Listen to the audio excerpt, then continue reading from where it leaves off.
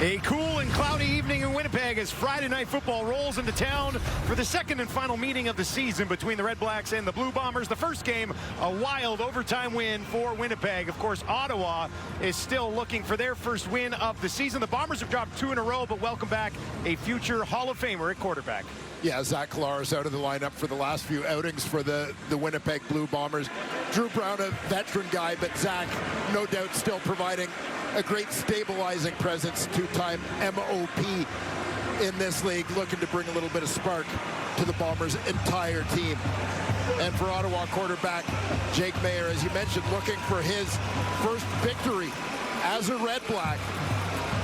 Maier has been solid, just hasn't been able to get this team over the top, looking to try and get it done here on the road. And that is something that Ryan Dinwiddie will hope to figure out. As we mentioned, 0-8 on the year, 0-3 on the road so far this season, but they have been close a few times, including against Winnipeg, and that one jumps off the page. 1-4 at home are the Bombers. Last time they started 1-4 at home was back in 2013. We are underway here at Princess Auto Stadium as the crowd gets fired up for Sergio Castillo to kick us off and get us rolling here on Friday Night Football. Thank you very much for joining us. Ottawa won the coin toss, and they want the football. They will take it at the 10. And Pimpleton finds his way to the 30, pushing it ahead. And that is where he will be taken out of bounds. And our first look this evening at Jake Maier. Well, Jake Maier, a guy who started his career as a Calgary Stampeder, became a starter in Cowtown before moving on to Saskatchewan, collecting a Grey Cup ring as backup to Trevor Harris last season. Back into the starting role here. Selected to be the starter in Ottawa this season, ahead of Drew Brown, the incumbent. But Ottawa has struggled with aspects of their offense, not necessarily at the quarterback position, but particularly running the ball to support him. Maier gets it away quickly to his favorite target. That's Aiden Eberhardt. Let's take a look at Ottawa's offense. Along that offensive line, some youth. In first overall 2026 draft pick, Gio Vaccaro, Winnipeg native, started his university career at the University of Manitoba. You mentioned Aiden Eberhardt comes into this season, or comes into this week rather, number 7 in the Canadian Football League in receiving. In fact, he and Justin Hardy both in the top 10 for the Red Blacks. He's now been targeted 67 times on the year. Empty here for Jake Maier, goes over the middle, Eberhardt again, and that'll be enough for a first down and some positive momentum here. Ottawa will take anything, right? They want to start building on something. I know it's early, but a couple of completions for a first down, something to build on. Yeah, and it seems like this was somewhat intentional for the Ottawa Red Blacks to try and get their offense on the field, get into a rhythm early. Having won the toss, opting to take the ball right away. Try and get something going here. Jake Maier's season high was against Winnipeg. Greg Bell's season high was against Winnipeg as well. Maier throwing again right back to Eberhardt. 3 in a row to Aiden Eberhardt against his Winnipeg starting defense. And looking at this group, great offseason acquisition for Winnipeg and defensive tackle Jake Seresna, who seems to be bringing out the best in the guy beside him, Willie Jefferson. Michael Griffin missing from that linebacking core at the nickel linebacker spot, so we'll see a combination of Jalen Smith and Jaden Woodby. Jake Kelly again in at safety with Rhett Cranby still on the 6-game injured list. Jalen Smith, 15th overall pick in 2025, 2nd and 6. Maier with some time has Pimpleton, and that is another first down right up to midfield here for the Red Blacks. Jake Maier starting this game 4 of 4 for 23 yards. Yeah, high level of efficiency, obviously, for Jake Maier out of the gate. And here you see Pimpleton zone coverage. Pimpleton just doing a nice job finding that seam, that gap between defenders. Sitting it down rather than running into coverage. It's what he needs for the first down. Pimpleton's season high actually came against the Bombers as well, had 101 yards. Now they'll go on the ground, and they'll push it ahead down to the Winnipeg 50 in the hands of Greg Bell. That's his 61st carry of the season. Take a look at Jake Maier's numbers. As you mentioned, things maybe trending in a positive direction everywhere except in the their overall record, Dustin, as the quarterback's numbers have improved over the last 3 weeks. 303 straight, off to a good start here in a 2nd and 6 in Winnipeg territory. Bombers only send 3. Mayer gets it away. It's Pimpleton again. There's a flag in the secondary. Pimpleton's got it, takes it inside the 40. It'll be a first down, and we'll see what those flags are for. Looks like it's against Winnipeg. Too many men. We'll take a look at that Bomber defense. Too many players, Winnipeg. That penalty is declined. The result of the play is a first down. Good job counting them up, 40. I know. You're very good with that. It got a little dicey when I got past 10 because I ran out of fingers, but glad I was able to bring it home. Another first down here for Ottawa. They work from the Winnipeg 39. Good first drive so far, at least. That's bobbled, and now it's intercepted. Oh, disaster as it bounces into the waiting arms of David Reese. And if that doesn't sum up Ottawa's season, what will? Jake Mayer into the hands of Cade McDonald, bouncing off his fingertips.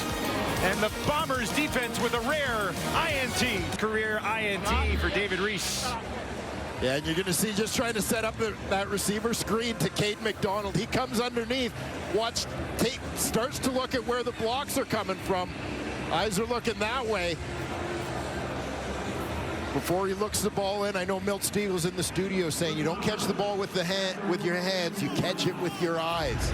And in that instance, Cade McDonald, young guy getting an opportunity to play here, took his eyes off the ball just a split second early, and it cost the Red Blacks. Zach Collaros back in at quarterback for Winnipeg. On the run to his right, deep shot right away. Almost one-handed, but Gavin Cobb could not haul it in. Yeah, Cobb got in behind coverage. No doubt was hoping that Collaros could lead him a little bit more, but you can see Zach kind of rushed the throw, didn't really get his feet set. It allows the defender, Deontay Ruffin, to catch up and prevent Cobb from making a play on him. So it'll be a 2nd and 10 for Collaros. Missed 4 games. It's 2-2 in the first 4 to start the season. Has time in the pocket. Now he's under pressure and he's taken down just inside the 45. Baldonado's got his 2nd sack of the season, and that silences the crowd here at Princess Auto Stadium. And you're going to see number 95, Haba Baldonado, making his return to the lineup. They line him up on the inside, usually an edge guy, but try and take advantage of his athleticism against an interior offensive lineman. That pays off. Jamison Sheen, low driving kick. Pimpleton hustles over. In one hops, and he takes it at the 16. High steps past one man, and will be driven out of bounds short of the 40. Jake Mayer starting the game 5 of 6, throwing an interception that wasn't his fault. He'll have the ball when we return to Winnipeg on Friday Night Football here on TSN. Bombers this season, and he did pretty good. Came up just short, but put together a nice day. Yeah, that duel between Jake Mayer and Drew Brown. It went into overtime. Jake Mayer completing 75% of his passes on the day.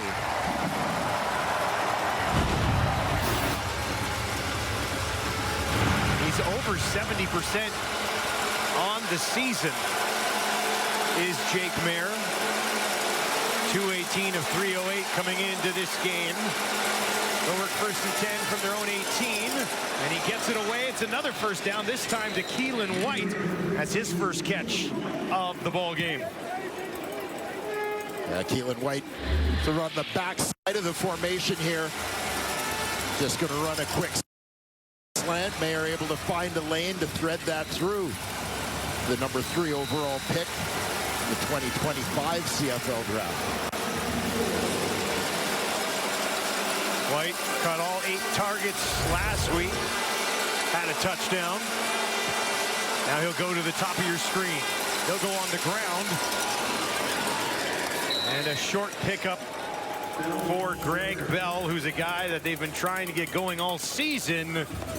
But once again, the touches have been somewhat limited on the ground for Bell. Yeah, combination of factors. Obviously, struggles getting the run game going. Ryan Dinwiddie talked about the struggle to move defenses off the line of scrimmage to get some push. So that's been one aspect of it, is lack of production in the run game. But the other piece is obviously Ottawa playing from behind an awful lot and feeling like they need to put the ball in the air to try and get back in games. He got 4 yards in that one. He's averaging 3.8 yards per carry on the season. Mayer, tight window, guns it in there. Should be enough for another first down as he goes right back to Keelan White.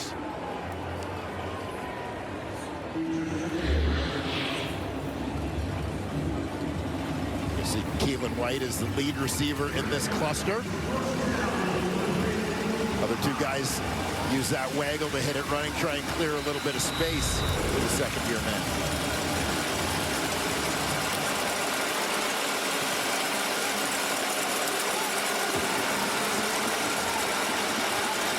First and 10 from the Winnipeg 45, right about the area in which they had the interception last time. This time they'll go back on the ground. It's Greg Bell, and he takes it down inside the 40. You mentioned Dinwiddie talking about trying to move some people off the ball. Here's a look at yards before contact for Greg Bell this season. And as you can see, not much of a chance to get his legs moving, basically. I mean, this speaks to the push, and I know our good friend Derek Taylor brought this up doing the radio broadcast with Winnipeg, looking at some numbers as to the struggles for the Red Blacks so far this season. Mayer gets it away quickly, and it got there just in time as he finds Justin Hardy for a first down, and Jake Mayer is getting everybody involved in the offense early in this one. And never a surprise to see Justin Hardy involved. As I mentioned off the top, he and Aiden Eberhard have been a terrific 1-2 receiving tandem coming into this week, ranked 7th and 8th in the Canadian Football League in receiving. Hardy with the team leading 4 receiving touchdowns as well. Eberhard with just a couple. But Eberhard over 600 yards already this season. Back on the ground again, this time up to the 30 as they get Adeboboye into the mix.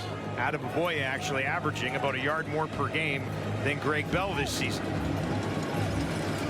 Well, Daniel Adeboboye, drafted by the Toronto Argonauts, spent some time under the tutelage of Ryan Dinwiddie in double blue, preceding his coach here to Ottawa as Adeboboye acquired via trade prior to the 25 season. A terrific young back, a guy who I expect to see his role expand over time. 2nd and 6 for Mayer. End zone shot, and it hits the upright. Oh, he might have had Eberhardt's. Stu Johnston right now pointing at the screen saying, see? Well, they call it a post route for a reason. You can see Eberhard as well, just tracking that football. You'll see him accelerate out of his break here, locates the ball, knows he's got to keep the arms going to go get it.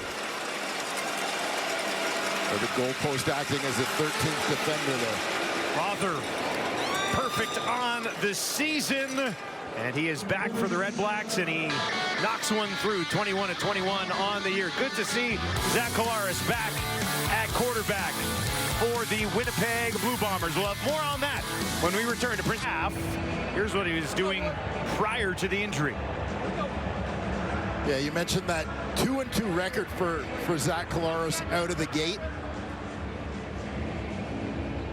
But one of the things that has stood out about this Winnipeg Blue Bombers offense this year in particular, whether it's been Zach Collaros or Drew Brown, has been a little different balance in terms of that distribution of passes and runs. They go on the ground here. Brady Oliveira right up the middle. That's a great touch on first down. Let's take a look at the offense for Winnipeg. And the Bombers thrilled to have Jarrell Broxton back at right tackle. Big free agent acquisition coming over from the BC Lions. And of course, the ball carrier there, Brady Oliveira, coming off back-to-back 100-yard games, but also back-to-back losses for the Bombers. So a little bit of a different situation for a team that's usually enjoying success when they're running the football. Here's Perkins, short yardage, but they want to throw it, and they will. They find Densky. He'll take it ahead onto Ottawa's side of the field as the Bombers mix it up a little bit here in the first quarter. Yeah, I love the key breaker, mix it up, be a little bit creative in a short yardage situation to keep the defense honest. You're going to see Perkins pull this one, move to his right. Dembski in motion to the flat. Good block from Oliveira on that one to secure the edge for his quarterback. First pass attempt of the season for the former UFL MVP, Bryce Perkins. Kolaris down the field, deep shot again. Receiver falls. Crowd wants a flag.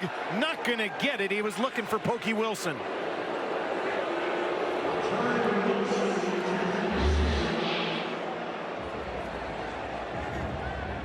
Going to see Ontario Wilson using his waggle to hit this one with speed, and you see gets in behind coverage. There's an official right there, appeared to be tracking that route,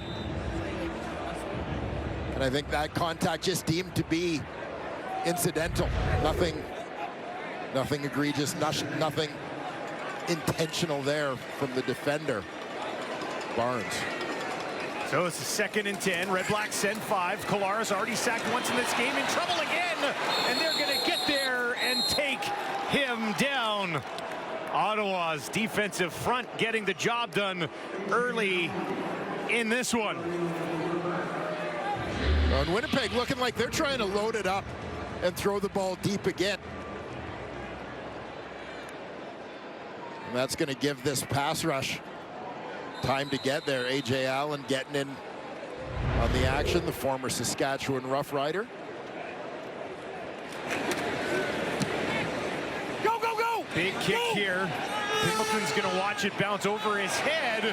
Now he has to take it at the 1. And he's got nowhere to go. Winnipeg special teams get the job done there. Friday Night Football rolls on from Princess. Take a look at Willie the Conqueror and what he has accomplished over the last decade and more. 10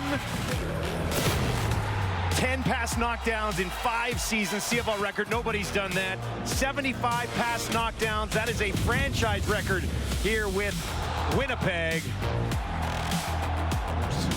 Jake Mayer in trouble. 99 pass knockdowns in his career, most ever by a defensive lineman. You have to think Friday Night Football, 100's in the cards, right?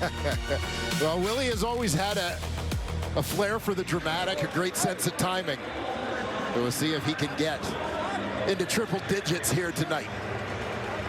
So far this season, tied for the league lead with 6 sacks, has 5 knockdowns as well for the 6-time All-Star. A penalty on the return backs Ottawa up. This drive starts on their own 1. Mayer dumps it off to Bell. A little bit of breathing room, and he'll take it out just shy of the 10-yard line. Yeah, good play call, recognizing the situation. Winnipeg defense in rapid pursuit of the quarterback as they set up the screen. Get Greg Bell out on the perimeter. Nice block there from Giovanni Robinson, the recently acquired tight end coming over from Hamilton. Try and help them get that run game going, really get another body in the offensive formation to help them with blocking, create an extra gap in some of their alignment. 2nd and a couple on the ground again. This is Bell. He's tied up by Woodbay. And he's not going to have enough for the first down. They'll be forced to kick it away. Well, big defensive stop there after Ottawa doing a nice job on first down to create a 2nd and short situation. There you see the linebacker, Jaden Woodby, scraping across to stuff that one in the hole. Trey Vavel stands near midfield here. Getman, not a good kick. In fact, it was an awful one. It's going to bounce to the 50. Vavel grabs it there, and they'll try to scoop him up. Broke a tackle, takes it back just inside the 45. Great field position for Zach Collaros, who, as we mentioned, his first game back since this injury against the Ticats. We've been watching and working with them on the sideline, but for more on his journey back, let's send it down to Danielle Bain. Thanks, Dustin. No one wants to be sidelined with injury, obviously, but when you do get put on that injured list, you take it as an opportunity to do things you might not when you're in game action. That's exactly what Zach Collaros did while he was out. He took the opportunity to connect more person to person with his receivers. He tells me that he's often talking to his offensive line. They're always talking about adjustments, but in game, he doesn't really talk to his receivers that much. He says that the opportunity to do that these last few weeks has really allowed him to use that emotion to get through the injury and has just excited him to get back out there. Hopefully for him, it transitions onto the field as well, guys. Well, and hopefully for the Bombers, snaps this two-game slide that they're on right now. Yeah, a little change to the routine for Zach Collaros. You know what the receivers told him? They're open. Every play. Not sure if you saw it while you were on the sideline there, but I was open quite a bit. Found Dembski on that last one. Final play of the quarter from the Ottawa 29. Collaros looks to his left. That's where he's going to throw. Drops it into for Dembski again. A little bit of a stutter step. And he'll take it ahead just shy of the Ottawa 20. And that'll put them in a good spot on second down to start the second quarter. Friday night football here in Winnipeg. And the Red Blacks with a rare lead as they have a 3-point cushion on the road looking for their first win of the season in their second game of the year against Winnipeg. Just over 10 minutes. Might want more than a 3-point lead when you have the ball for that much. Well, that's what stands out here is if you're Ottawa, one of the things we've talked about a little bit is that this is a team that has ended up chasing games a fair bit in the first part of the season, and not necessarily to their strength. I don't think that Jake Mayer's style necessarily is to push the ball down the field at times. The ball control suits him, but they've got to get points on the board if that's going to work. If they're going to control that ball for 10 minutes of the opening quarter, certainly they want to have more than 3 points to show for that, as right now the Bombers are literally a play away from taking the lead. Yeah, Jake Mayer's 9 of 11 in that opening quarter. His 2 incompletions were an interception that he threw right into the hands of the receiver, and then a ball that went off the uprights. Outside of that, he's been pretty good. Collaros, though, just outside the red zone. They're going to go on the ground, right up the middle. And Brady Oliveira with a few extra yards on that one. And that'll set up a first down for Winnipeg. Here's the Ottawa defense. Yeah, happy to have Haba Baldonado back at defensive end. Big free agent signing from Saskatchewan. He has a sack already in this ball game. Also returning from the injured list, middle linebacker Niles Morgan, a guy who has tackled at about 115 tackle a year pace over the last 4 years. And Jedwell Nakuba. Collaros gives it to his running back, Brady Oliveira, staying on his feet. He's got a first down as he takes it down inside the 5. Crowd here loves that one. Yeah, Brady hasn't been as busy as a receiver here in 2026 as he has in recent years in Winnipeg. But happy to get the ball in his hands however he can, keep that momentum going for the Winnipeg offense. They will bring in Bryce Perkins to handle the short yardage. First and goal from the Red Black 2. Can he find a couple of yards here? He'll push it to the right, lunging in, and he's there. Touchdown, Winnipeg. Bryce Perkins finishes the drive, and the Bombers go on top for the first time tonight.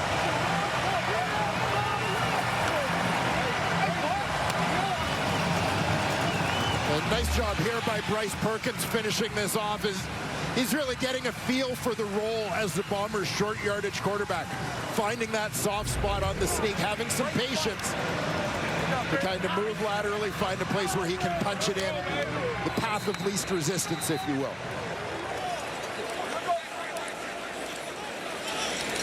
Castillo to make it a 4-point game.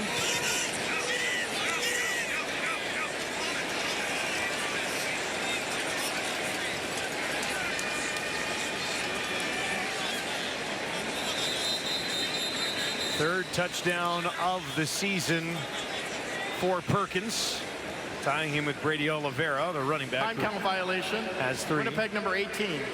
5-yard penalty.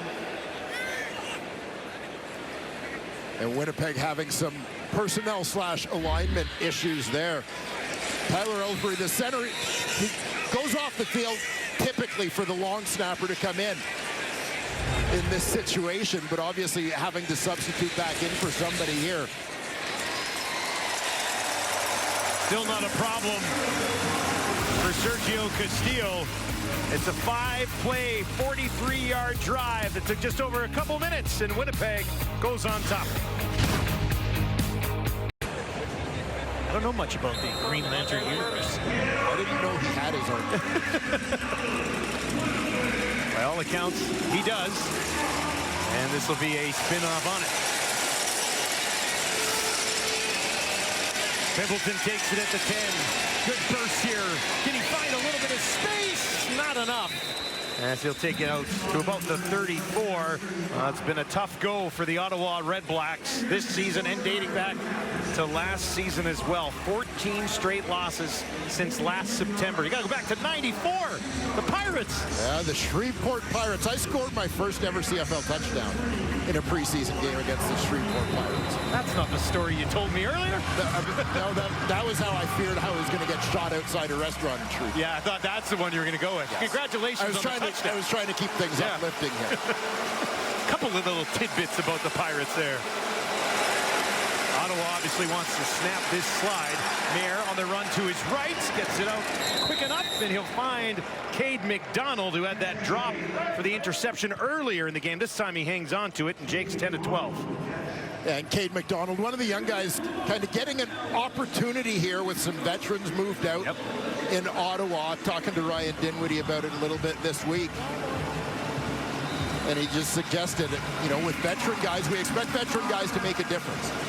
And if they're not making a difference, then we want to give the young guys a chance to grow, guys with some upside, and see what they can deliver. So Gino Lewis released from this receiving corps. Cade McDonald, one of the guys for whom the door is open. There, wide open, drops it into Robinson, and he goes down. That did not look good. That's non-contact injury as he went to crank it up a notch, and he goes down just inside the 40. REDBLACK staff will head out onto the field to get a look at Robinson, who might have been gone. Yeah, and you see Robinson right side of your screen, right on the edge of the screen. Just a free release to get vertical, and you can see the leg just kind of gave on him. You immediately wonder about possibly an Achilles in this situation.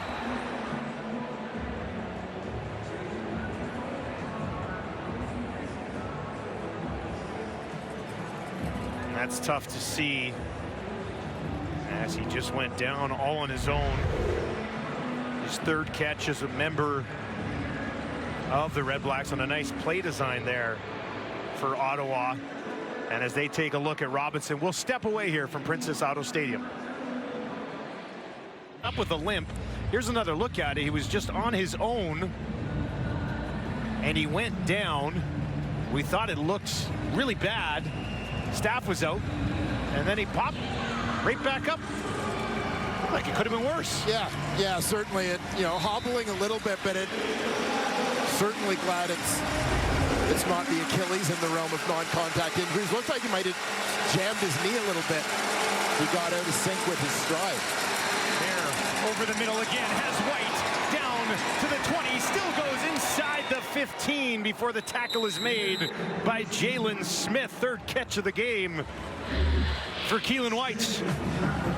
Keelan White lines up on the inside here, makes a terrific play to sort of step into open space to get this football. See him step to the inside, that little delay to draw the defender towards the outside. Jake Mayer leads him inside. He dodges in to go get that football and continue with it upfield for the first down. Ottawa, 43% inside the red zone so far this season. Adeboboye finds a little bit of space, takes it down inside the 10, and that'll be second and manageable here for the Red Blacks. Yeah, Daniel Adeboboye, always a guy who has always been a productive player in the opportunities that he's been given, whether it was in Toronto or here in Ottawa. Wondered if he might be a guy that they would look at moving into the starting lineup, making running back a Canadian position coming into this year. I think one of the challenges for Ottawa is the way the market went. It would be hard to get a Canadian backup for him just because of a number of retirements around the league, not the same depth at the spot. Mayer, that one quick and behind the intended target. It was Cade McDonald. And the Red Blacks offense will stall here, and they'll have to settle for a short Brett Lother field goal attempt. Yeah, again, a little frustration here for the Ottawa REDBLACKS, doing a good job controlling the football, moving the football, putting these drives together, but they just so desperately need to finish.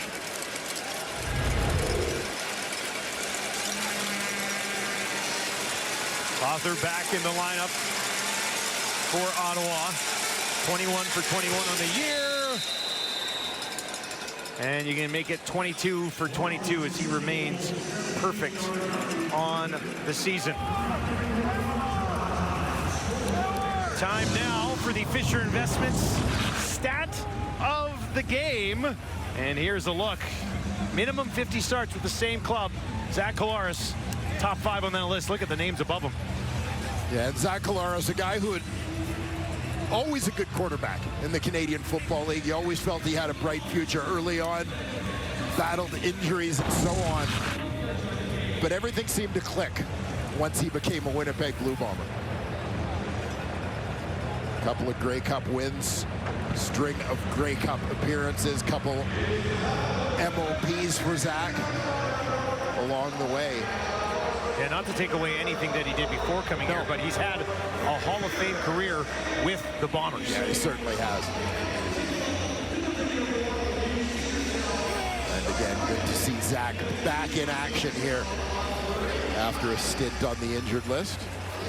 Has had just 5 pass attempts so far in this game as Ottawa has controlled possession for the most part. 2 incompletions were deep shots down the field. He's certainly not hesitant getting back in the lineup here. He's been pretty aggressive looking down the field so far in this one. Yeah, and you wondered a little bit, you know, if there might be a desire for the Bombers to try and let Zach get into a little bit of a rhythm, avoid taking hits early on after coming off the injured list, which becomes more of a risk when you're trying to set up those deep routes. You need the blocks to hold on a little bit longer, but that is not the case. They have been aggressive in trying to push the ball on a young Ottawa secondary. Bavel backpedals, takes it just inside the 10. Finds the 30, and he'll be wrapped up at the 35. CJ Revis in on the tackle for Ottawa as Collaros trots back out here. Just 11 offensive plays so far in this game for Winnipeg. They do have the 7-6 lead. Start this possession with tight end formation. Dante Daniels, the rookie, out there in the lineup. We'll see if they try to continue to feed Brady Oliveira a little bit here. Brady, couple of carries for 15 yards. That matches what he's been doing on average over the last little while. Has a catch already. Oh, and that's hammered. And he's taken down. And he looks like he's in pain as Cormier came around the edge and got him right in the back. Well, Lucas Cormier, who we've seen getting more and more reps at that weak side linebacker spot. Another one of the up-and-coming Canadians coming from the right side of your screen, unblocked from the blind side. He just buries his shoulder into Collaros' lower back here. Zach doesn't see this one coming. Hard hit right into the lower back. See Zach feeling that one. They're going to take a look at him as Drew Brown warms up on the Winnipeg sideline. Tough to see, though, with Zach just coming back from the neck injury. And now laying there on the field once again, chatting with the training staff of the Bombers. It's a third sack. Well, got sacked twice earlier in this one, and then Cormier gets there this time. Has not had much protection from his line so far tonight. And you're going to see Cormier comes up. It looks like he's going to be the fifth guy, and it should be 5-on-5 in protection. But watch how at the last second, another defender's going to come up just inside of him. That's going to occupy the tackle. Oliveira's on a free release. The back isn't in the protection. You've now got an extra guy. You've got the offensive line outnumbered with the free man coming from the backside. Nicely schemed there by defensive coordinator Jeff Reinbold to free up Cormier for the sack.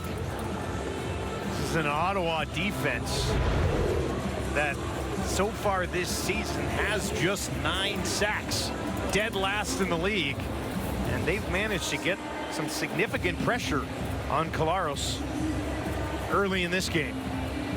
He's now at least sitting up.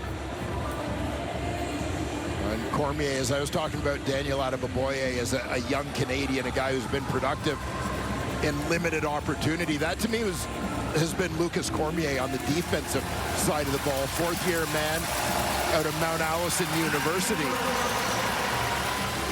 Has made plays when given the opportunity, now getting more of a chance to play in sharing that will linebacker spot a little bit more with A.J. Allen.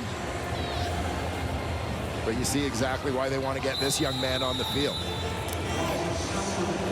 Both of them with sacks in this one. Drew Brown slides back in, 69.6% on the year, over 1,000 yards passing already. Went 2-2 in his 4 starts. Now he'll go to Brady Oliveira, and Brady Oliveira's got a first down more, stays on his feet.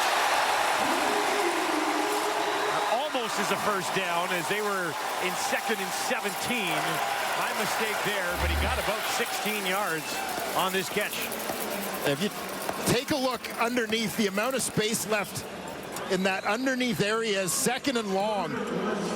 Ottawa just has middle linebacker Niles Morgan, nobody else. So everybody else is backing off, thinking they're going to come forward and make a play. But once Oliveira makes Morgan miss, he's able to get momentum to run through some tackles and pick up that first down. Perkins pushing it ahead on 3rd down. Needed the 45. Looks like he got it. And that should be a first down for Winnipeg. Let's take another look at that last play.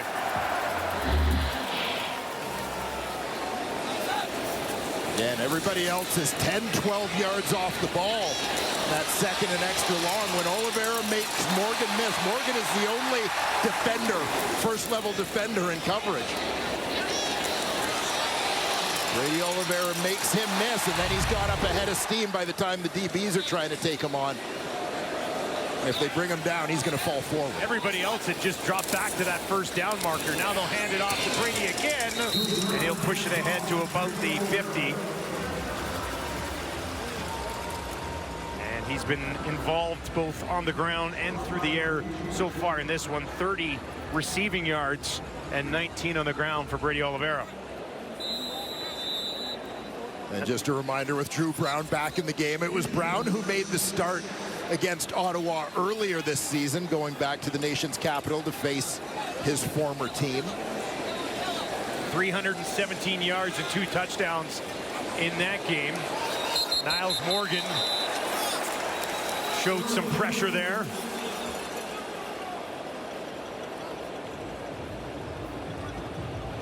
Zach Collaros up and moving on that Bomber sideline as we await the announcement on the penalty. Very positive sign there for Bombers fans watching tonight.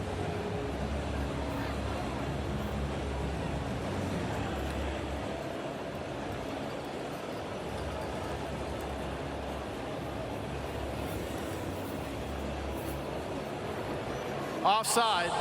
Ottawa number 1. 5-yard penalty will result in a first down. Niles Morgan jumping a bit too soon. And that is a first down for Drew Brown and Winnipeg. Yeah, coming from the right side of the screen, you could see Morgan kind of timing up the blitz.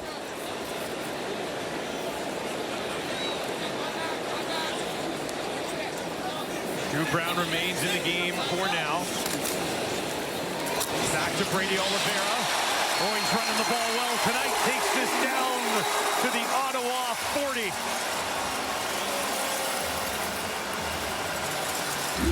And Kolaris is coming back in.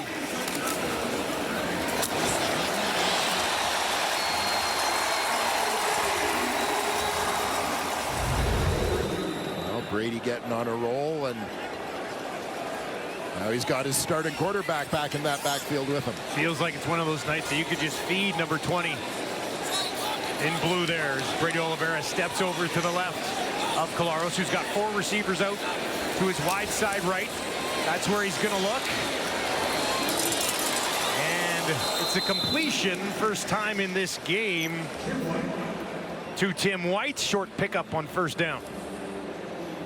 Yeah, King Amber's the second-year Canadian, playing that field corner spot tonight, comes up to make the play on Tim White. But a reminder of what a long throw it is out to the wide side. Pretty heavy blow that Kolaris took, so good sign for a guy who's just coming back from injury that he's already back out there. Yeah, absolutely. Just absolutely rocked and didn't have a chance to see that one coming at all. 2nd and 7 from the Red Black 37. On the run, out to his right. Just has to throw it away as he's taken down once again. I believe that was Dennis Briggs Jr. with the pressure on Kolaris. Yeah, Briggs able to fight off his block as Kolaris escapes to the outside.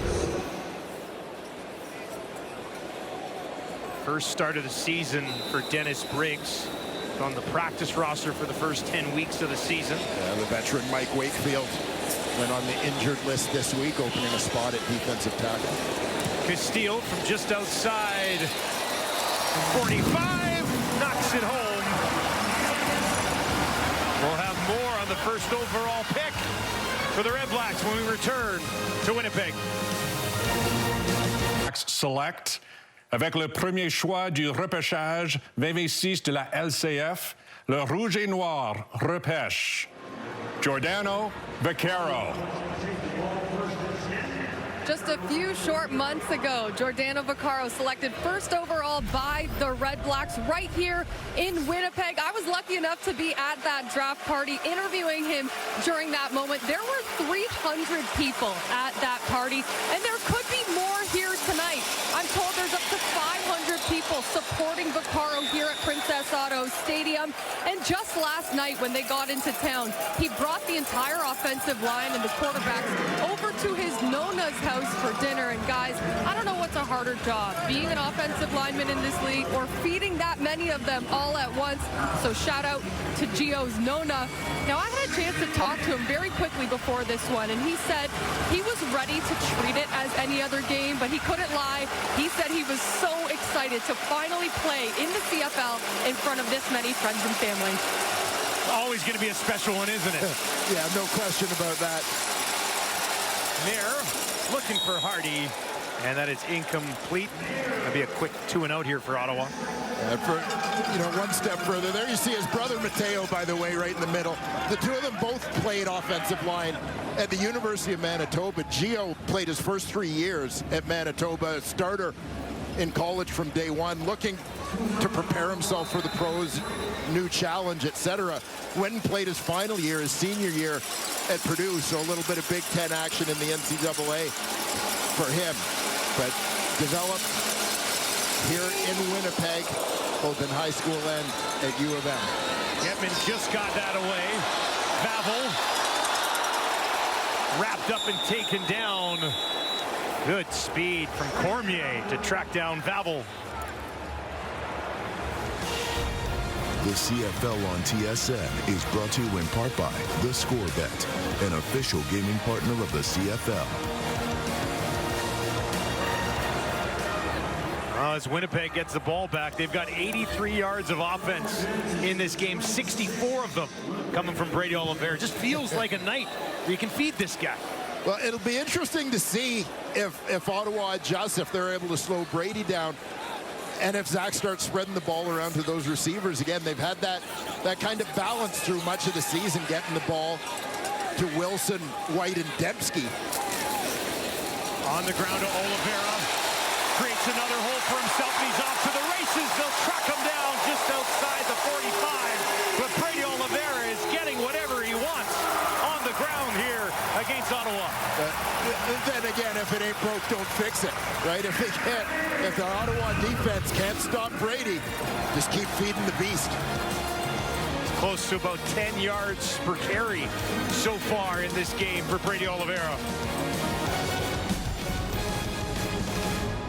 The fact that Zach came back in this game in a new segment we like to call That's So Ottawa.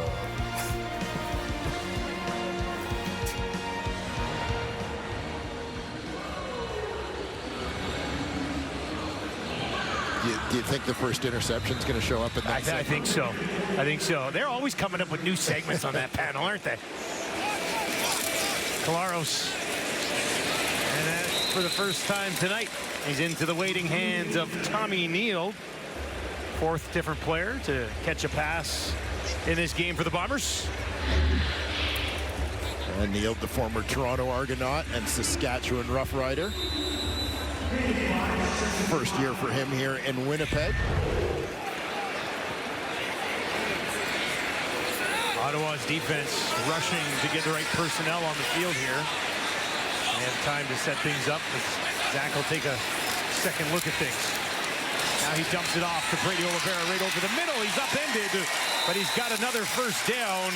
His team leading third catch of the game. He and Dembski both with 3 now. Yeah, if in doubt, get the ball to number 20.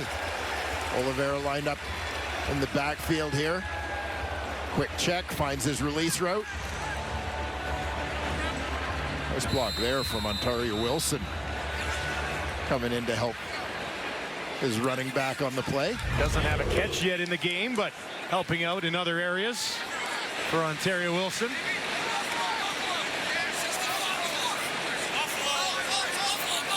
Four receivers to the left for Collaros.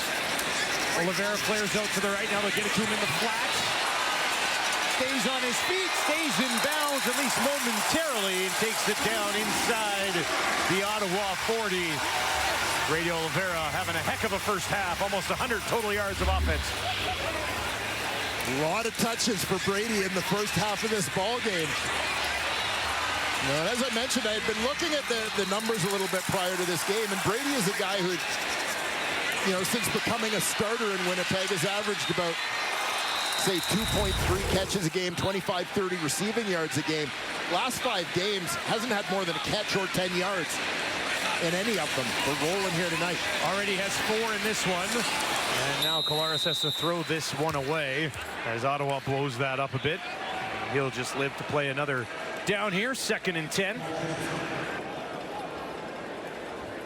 Yeah, veteran decision there from Zach Collaros. As you see, offensive coordinator Tommy Condell, the man calling the shots for the Bombers, a guy who held this role with the Ottawa REDBLACKS a season ago with Drew Brown as his quarterback. Familiar face for Drew Brown when he came over. And of course, he and Zach Collaros have history going back to their time together in Hamilton. 2nd and 10 for the Bombers here. Collaros steps up. Now he's going to take off on the run with a slide. And I think they're going to mark him just short of the first down. This could be Perkins territory here if they want it. Zach Collaros showing no ill effects, having left the game earlier after taking that big hit from Lucas Cormier.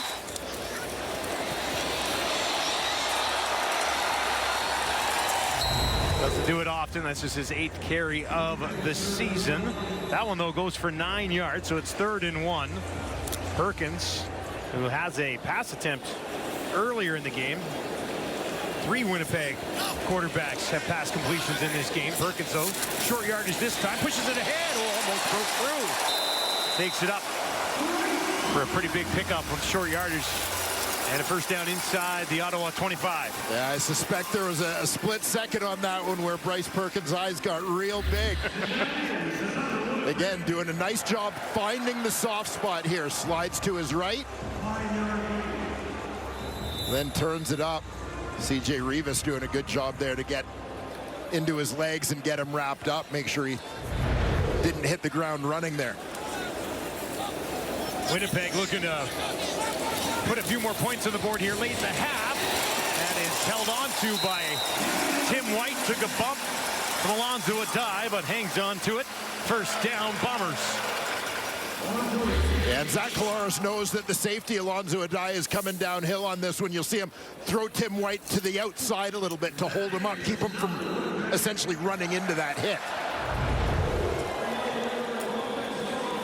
Another first down for Winnipeg.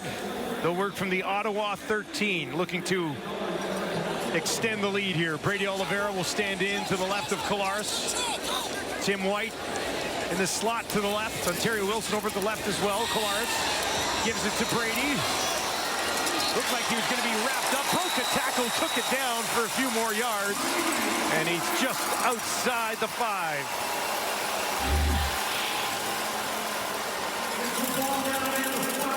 Good protection on the play. Zach again going to the check down, and why not? Brady Oliveira is chewing up those not only yards after the catch, but yards after contact here tonight. 2nd and 2 from the Ottawa 5. 10th play of the drive for the Bombers here late in the half.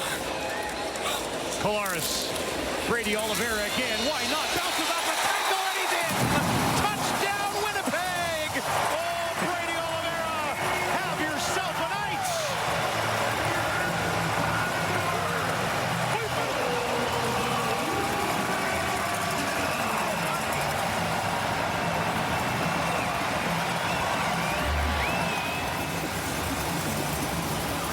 Oliveira once again, nice cut back there, little lateral bounce, and into the end zone before he's touched. Brady Oliveira, fantasy owners loving this first half. He's got 61 yards and a touchdown on the ground. 5 catches for 57 yards through the air, and he's been Mr. Everything for this Winnipeg offense in the first half tonight. That's a 10-play, 84-yard drive that took 2 minutes and 45 seconds. Yeah, great double team there from the left side of that Bombers offensive line. Stanley Bryant and Gabe Wallace getting things moving. They didn't even need to come off the double team to get to the linebacker, Cormier. He just kind of got eclipsed by those 2 massive bodies. Couldn't fight around it to get to Oliveira and make a play. There was a flag thrown really, really late here. Officials are just discussing this. This was right along the Bombers' sideline.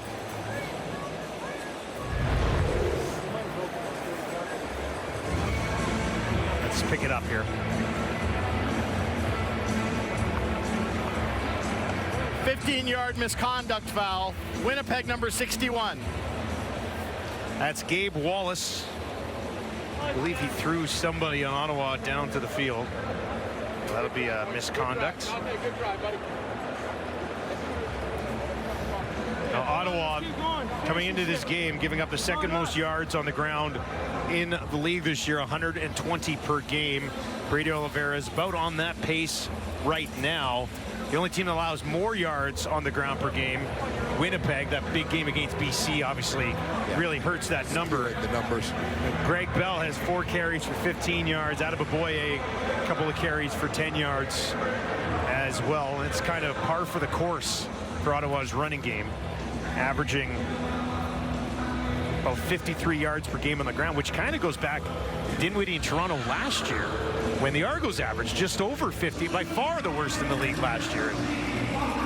know if it's just a Dinwiddie thing, but The run troubles are following the coach around. Yeah. So after the 15-yard penalty, Castillo will kick this away from the 15 with 43 seconds on the clock here in the first half of Friday Night Football on TSN. Pimpleton takes it at the 25. He's going to go straight up the middle. Made a move. Now he's on the run. Here goes Pimpleton. He'll find the 40. Can they track him down? Cuts it back inside. Stays on his feet. They'll finally get him just inside the 15. But that is automatic points from Pimpleton for the Red Blacks late in the half. Well, a complete change in MO here for the Ottawa REDBLACKS, who have been controlling the ball and driving, dominating early on in terms of time of possession, not getting points on the board. Khalil Pimpleton says, screw the long drive, screw the time of possession. I'm setting you up here, let's punch it in. It was Evan Holm who got there to slow him down enough on the sideline for the help to come. But what an opportunity here for Jake Mayer. First down from the Winnipeg 12. 30 seconds left to play in the first half. Mayer right over the middle. Touchdown, Ottawa. Greg Bell has his first as a member of the Red Blacks. And the visitors have some life. Well, great quick strike there for Jake Mayer and the Red Blacks. Nice call to free up the running back. Jake Mayer throws a strike here. Bell just disappeared off the right side of your screen. He's got a free release. No one goes with him. Candy from a baby, Dustin.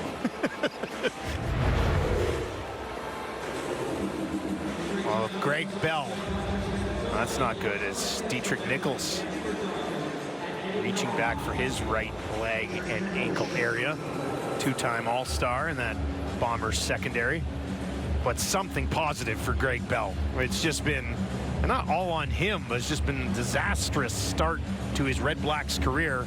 That's got to feel really good right now. Yeah, high expectations for Greg Bell. He had a breakout year with the Hamilton Tiger Cats last season, hits free agency.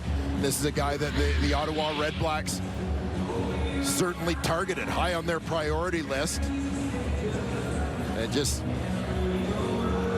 hasn't really clicked for him in Ottawa so far, but maybe this is the start of brighter times for Greg Bell and this Ottawa offense as they find the end zone for the first time here tonight. Oh, we saw this Ottawa offense so far tonight. Jake Mayer's got 147 yards, touchdown, and that interception early in the game.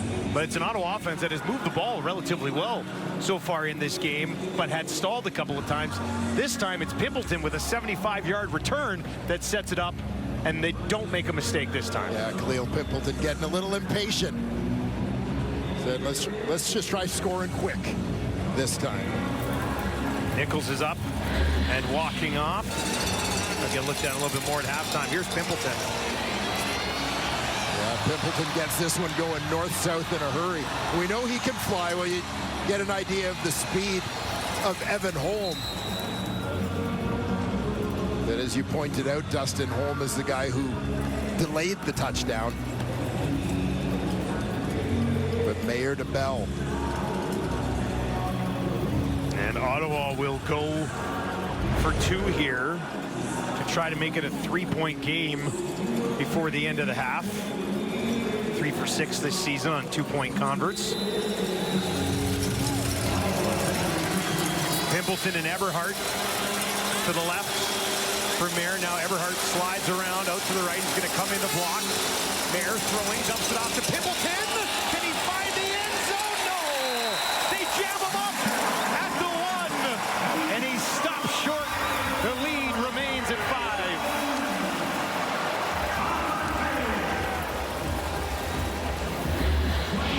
Yeah, got the look they wanted. You see Pimpleton coming out of the backfield, sneaks out to the flat. But a good job bumping that in coverage by Winnipeg. You're going to see Pimpleton towards the bottom of your screen.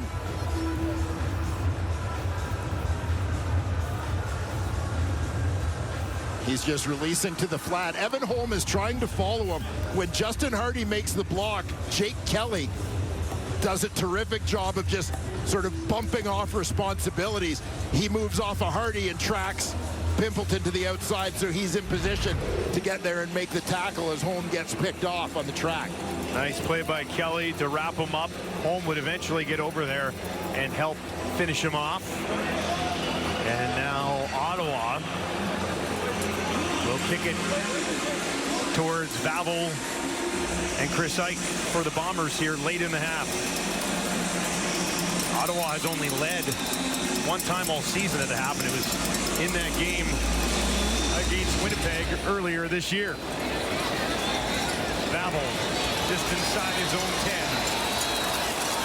And he stumbled, tripped up, and goes down just outside the 30. Make sure you stick around. Lots to discuss in this one so far.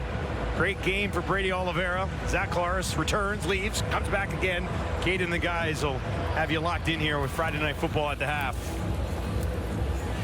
Interesting to learn before the game that Ches is the all-time leader among Canadian players in the CFL in pass knockdowns. It's pretty impressive. It is well, he's an impressive guy. Yeah, well, that definitely is. Something to hang your hat on a night that we've been talking about the pass knockdown. Nothing for Willie yet. Actually been a quiet game for Willie Jefferson by his standards. Well, particularly given that Jake Mayer's been throwing the ball a fair bit. Yeah. But Ottawa doing a pretty good job looking after their quarterback. That's Marcus Barnes, who's down on the field right now. This is his first career start, actually, in that secondary for Ottawa. And now on the special teams play, was slow to get up, worked his way about halfway across the field, and then went back down to get looked at.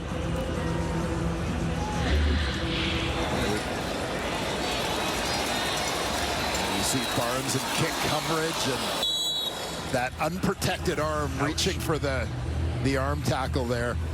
Maybe quick hyperextension of the elbow. You mentioned Barnes and Shadwell Kuba, the two rookies now starting on the boundary side of that secondary for Ottawa. The Red Blacks elect to go with youth here. It'll be empty for Collaros. He's going to come across to Brady Oliveira. Brady cuts it back inside, lunges ahead. Ball pops out on the turf. It'll be a first down for Winnipeg, and it could be setting things up here for a long field goal attempt for Castillo, who we know has the big leg. Yeah, absolutely. Collaros will want to move quickly here. Castillo's long is 63. They come to Tim White.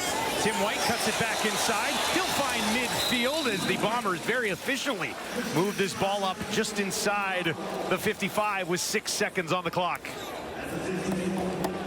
Castillo warming up, watching on. Collaros is going to run one more quick play here. And it'll be Tim White just inside the 50. And this will set up about a 55-yard attempt for Sergio Castillo. A beautifully executed drive for the been there, done that quarterback, Zach Collaros. Give his team an opportunity at least to set up their lead. Be aware, though, on any long field goal attempt of one Khalil Pimpleton in the end zone. Castillo from 56. That would tie his season long. And now we get whistles and a timeout from Ottawa. Timeout. Make Ottawa. Castillo reset here. Sergio Castillo has attempted 9 kicks from beyond 50 yards this season. He's 5 of 9. Pimpleton has a kick return touchdown this year. And he'll wait for possible missed field goal here from Castillo. And I don't think that timeout was about trying to freeze Castillo. They were having not enough players on the field for Ottawa. Castillo from 56 to end the half and give Winnipeg an 8-point lead. Nails it. Sergio Castillo does it again from deep. 2 56-yarders on the season for Castillo. room to spare here, too. No surprise, as you mentioned, Sergio Castillo with the big leg. Oh, what a selly. Big end to the half for Sergio Castillo, but a big half for Winnipeg and Brady Oliveira. 6 carries, 61 yards and a touchdown, 6 catches on 6 targets, 71 yards. He pretty much did everything. Yeah, a very busy and very productive first half for Brady Oliveira and the Winnipeg Blue Bombers. He's the guy that got them going, punching it in with the touchdown. Now taking the time to join our Danielle Bain on the side. Brady, on a night where you're feeling it both on the ground and in the air, what's the challenge for you in keeping it going, knowing Ottawa is about to talk about how to slow you down? Yeah, I know we got to keep eating. You know, it's everyone's got to eat right now. You know, whatever it's going to take, the play that's called, we got to go execute. So that's why you got teammates. You know, if they want to stop the run, so whatever they want to do. You know, we got great players in this offense, great offensive line, great quarterback, all that. So find a way to win, whatever it's going to take. I know how much trust you guys have in the entire quarterback room, but getting Zach Collaros back, what does he bring out there? Yeah, it's huge, man. I talked to him about it during the week. I mean, it's a leader of our team, leader of our offense. He doesn't have to even say anything. You just look in his eyes, and you know he's ready and he's got your back. So, you know, great to see him come back out there, and let's just go out there and have a good half. Thanks so much, Brady. Thank you. Well, the momentum continues. Friday Night Football rolls on from Winnipeg, where the Bombers lead 20-12 over the Ottawa REDBLACKS. Local product, Gio Vaccaro standing by with our Danielle Bain. Gio, you guys have been able to extend drives, but what can you do to complete them now? Yeah, we just got to keep pounding that rock and keep protecting for Jake so we can make those throws. At your draft party, you told me just how much the people from your journey meant to get you here. What's it like now playing in front of so many of your friends and family? It's been really surreal, and the job's not done yet. We still got to finish, so it's been amazing. Have so much fun and good luck out there. Thank you. You saw Danielle with the umbrella. The skies have opened here at Princess Auto Stadium. It is raining rather heavily as we get the half underway. This is Babel. Breaks the tackle, finds the 50. Tried to stiff arm Getman, who went down, but did force him out of bounds as we get a look at Zach Collaros, who returned in this game for the first time in a month and a half. It was a rough ride. Yeah, Lucas Cormier with the rough welcome there. Blindside hit that took Collaros out of the game briefly, but Zach recovered well and got himself into a little bit of a groove with some help from Brady Oliveira. And using his legs, scrambling for 9 on that play. Now here to start the second half. 132 yards of scrimmage for Oliveira, and they're going to give him some more as Zach flips it ahead, but they're going to blow it down here. Brady was touched down on the play. Yeah, almost made the escape. He tried to get the hand down, but couldn't quite support the weight, and I think his elbow touches down here as Alonzo Adai comes up to make the play. See that right elbow hit the ground. Lost a couple of yards there for Brady Oliveira. His season high for total yards from scrimmage, 137. So he's well on the way to smashing that tonight. REDBLACKS send 4. Collaros goes over the middle. Tim White looked like he slipped, got back up, couldn't hang on to it. And that'll be a quick 2 and out here for Winnipeg to start the second half.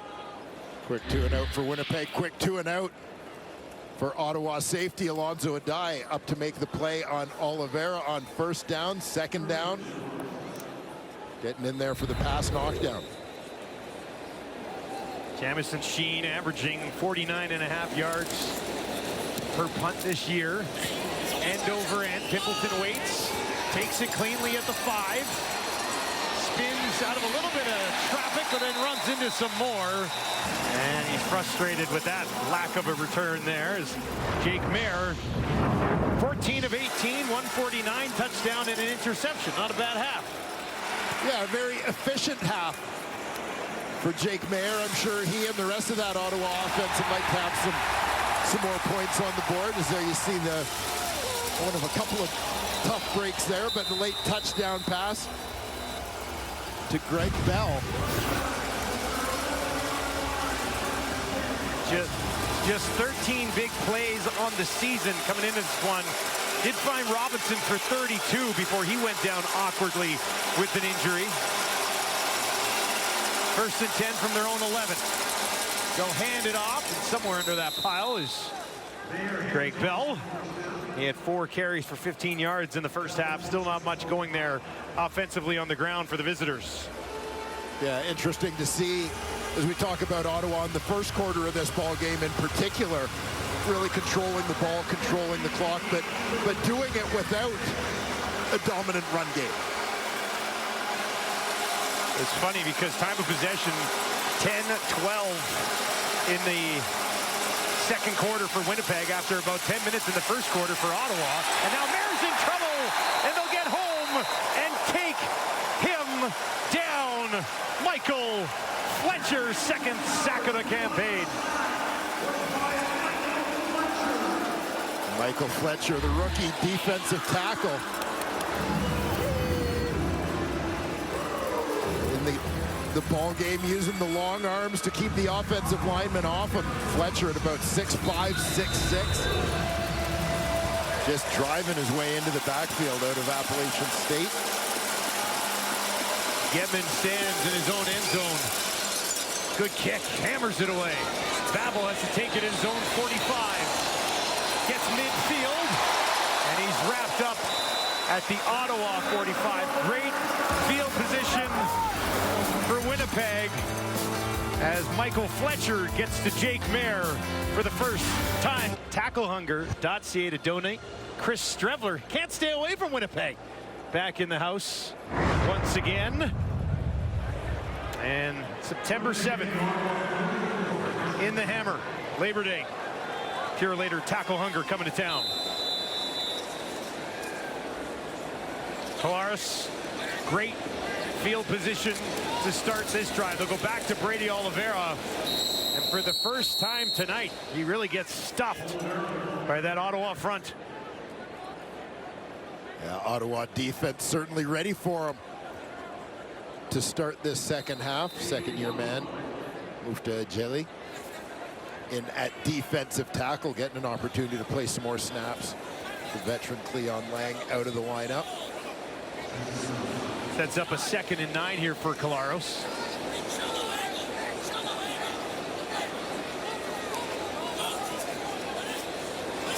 REDBLACKS will send 5. Collaros sidearms it to Tim White. Tim White stays on his feet, jumps it down inside the 25 with a little help from Brady Oliveira at the end of the play.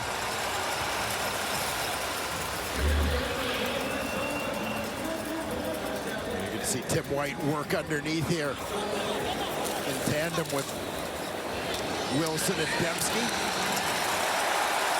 Nice job to step his way out of that first would-be tackle. Tim White on the verge of 6,000 yards in his career. Collaros, open man, end zone, oh, it's dropped!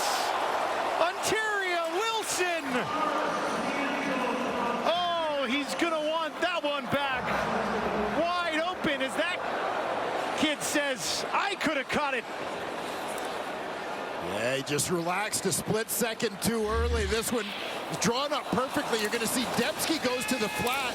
That sort of holds the coverage down near the line of scrimmage for a split second. Great pattern concept. Wow. As essentially, Dembski creates space to get Wilson open deep. It works to perfection, except for the ending. 2nd and 10. Collaros, no end zone this time. And he's looking in the direction of Dembski. But it'll be a field goal attempt for Sergio Castillo. Pokey Wilson. Yeah, ball laid in, and you can see his head just start to turn away a split second early. Did that hit his helmet on the way down? I wonder if it hit his helmet. It looked like his helmet. Well, maybe as he relaxed, whether it caught the face mask or the front of his shoulder pads. Castillo, no mistake there. And the lead goes to 11 for the Winnipeg Blue Bombers, but it should have and probably could have been even more. Didn't go off the face mask. Look at that reaction. Nobody can believe it. Ridiculous. Ottawa down 23-12. Will start on their 40. Mayer on the run. And he finds a first down in the hands of Justin Hardy. Yeah, the play action doesn't really buy Jake Mayer a lot of time, given that Ottawa hasn't had much success in the run game, but the Red Blacks quarterback still able to execute this one. Put a strike on Justin Hardy for the first down.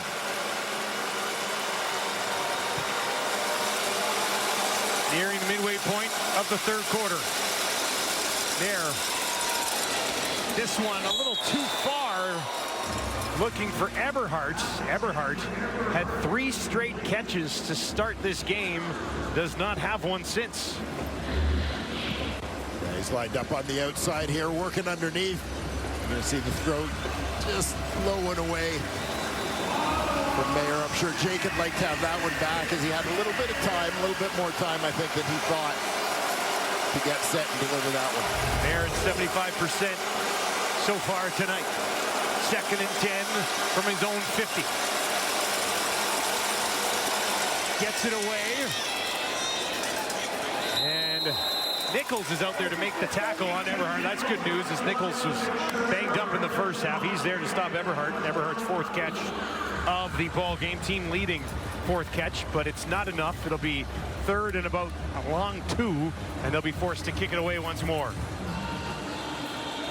An opportunity here with good placement on the punt from Getman. Just really swing the field and back up the Bombers. Trey Vavel, no doubt, will have something to say about that as well, mind you. Getman from just inside his own 50. Bounces it. Gets past Vavel. And he'll have to go back and watch. And it'll stop right at the 2-yard line. The Red Blacks all back up. And Vavel will grab it and run it back up to about the 10 before he's hammered down out of bounds on a wet night in Winnipeg for Friday Night Football. For him to not have to live day to day on FaceTime, that's what has helped him get through the rough record of the Ottawa REDBLACKS so far this season. His mom even lives down the street. He can visit her whenever he wants. He says it's been a huge blessing and has lifted him through this stretch, guys. Tough year, but nice to have family around to help you deal with it. Yeah, certainly is. Luigi Villain, one of many great products of the minor football system in Ottawa. Collaros finds White. That's a first down for Winnipeg. Let's talk about that system a little bit, Dwayne.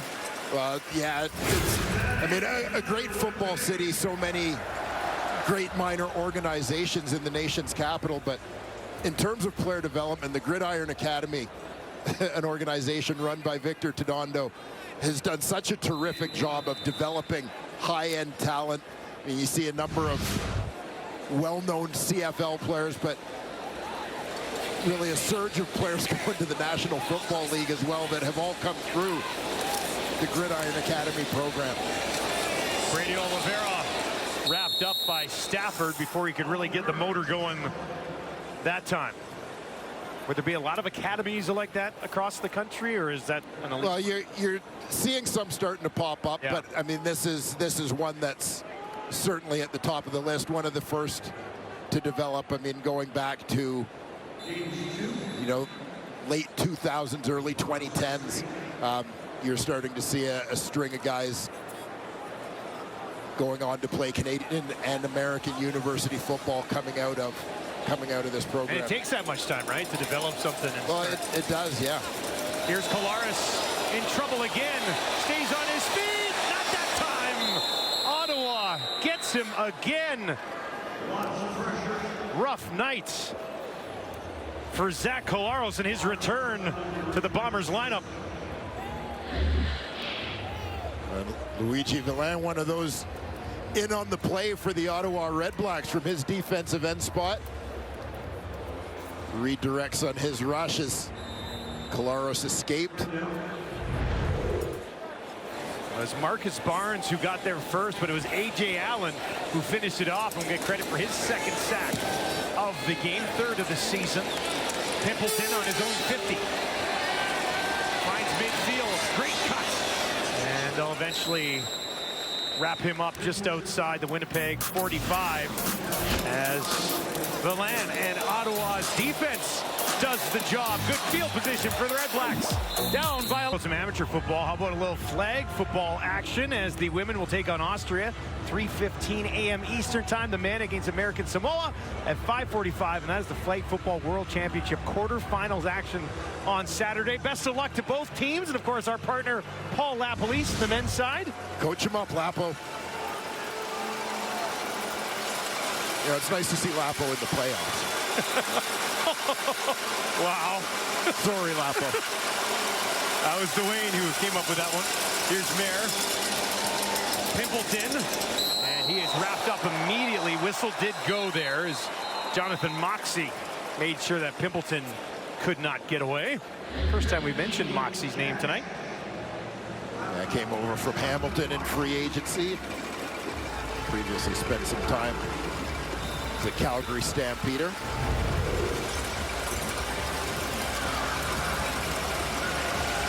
Got 6 knockdowns on this season. Does not have an interception yet. Interception's been hard to come by for this Winnipeg defense. They got one tonight. This is their 3rd of the season.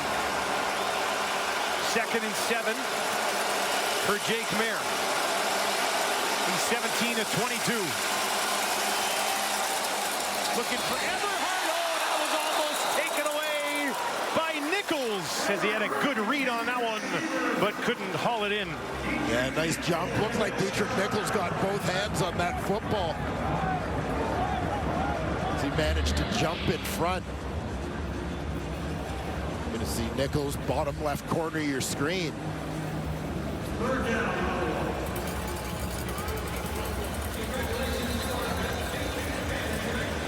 That was a long way. Just couldn't quite get his hands in position. Ottawa will go for the 51-yard attempt. That was kind of the longest of the year for Lothar. It is up! And he's got it with lots of leg to spare. Stuck it inside that upright with Vavel looming in the end zone. Let's take another look at that almost interception. And you'll see Dietrich Nichols covers some ground to get in front of that ball. Both hands on the ball, but almost like it kind of handcuffed him once he got his hands there. Closed the hands a little too soon, maybe. Can't blame that one on the rain, can you? Well, that's how Ches got all his knockdowns too. Is he missed interceptions? Yeah. Yeah, you call them knockdowns, we call them missed interceptions. That'd be the 4th knockdown of the year for Mr. Nichols. 2.5 to play, 3rd quarter. And flags as this ball is snapped, and that is against Winnipeg. This will back them up. Winnipeg number 10. 5-yard penalty. Remains first down. Nick Dembski on the offside. Dembski, 3 catches for 33 yards so far tonight. Trying to work on a 4th consecutive 1,000-yard season. One of the numbers that jumped out at me for the Bombers coming into this game was to notice that Dembski, Wilson, White, all within 1 catch of each other so far this season. 3 veteran guys, high-end receivers. Tim White's fit in pretty well in this offense.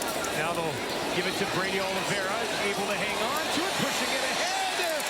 And he's got them in 2nd and manageable after that 1st and 15. Brady's been doing a lot of this tonight. Yeah, getting out in space here. It's the safety valve for Collaros. Again, making that first man miss so he can get a little bit of downhill momentum going.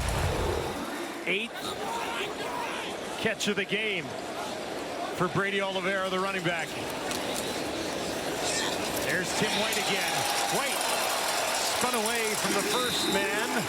It's wrapped up just past midfield. And that will put Tim White now over 6,000 yards in his career. Joining a pretty elite group that has a former teammate, a current teammate on the list. Yeah, Tim White, great pickup for the Winnipeg Blue Bombers. Brady's got 8 catches. Tim White has 7. Dembski has 3. Now the look for Wilson. And he was tied up. Couldn't make a play on that one. Kuba there to make the stop. Shadwell Kuba coming in off the corner. Good read, good break to the football, and well timed by the first-year defender. Was on the field side last week, over on the boundary this week. 24-year-old out of Illinois State. 2nd and 10 for Collaros. Escapes the pocket, dumps it over the top, looking for Wilson. Too much juice on it, and that'll fall incomplete and bring up 3rd down. Just trying to drop it in there and lead the receiver, but I think Zach's forward momentum as he's going towards the line of scrimmage on this would cause this ball to just drift a little farther ahead of Ontario Wilson than he wanted. Zach has been sacked 4 times in this game. He was only sacked 8 times in the first 4 games of the year. And Ottawa, coming into this game, only had 9 sacks all season, and they've got 4. So I guess what I'm saying is I'm a little surprised by the amount of pressure that Ottawa has been able to get on him tonight. Jamison Sheen in the direction of Pimpleton. And that one will fly out of bounds as time ticks down here at the end of the 3rd quarter. And Ottawa will have the ball on their own 9-yard line.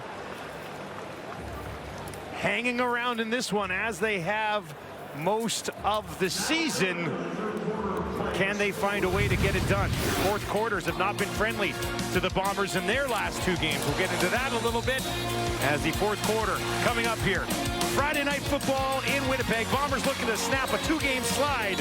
Ottawa still wants that first victory of the season.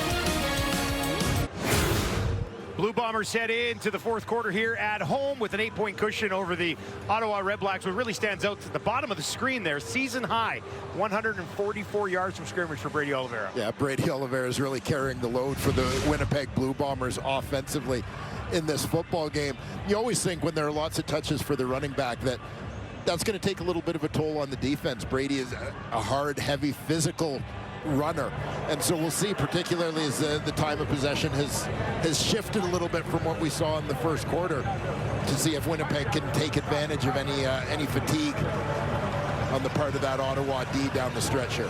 Yeah, time of possession now in favor of Winnipeg, 24.5 minutes after having just about 5 minutes in the 1st quarter. 1st and 10 for Jake Mayer as they try to get over the hump. Started on their 9. He's under some pressure. On the run, he throws it a little low in the direction of Keelan White. White could not hang on. It was low and a tad behind him. Looked like Cam Lawson, Jake Seresnan at D tackle here. Lawson with a great burst.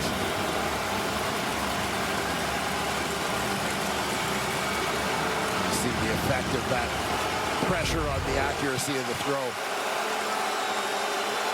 Big 2nd down early in the 4th quarter here for the visitors. Bombers send 4.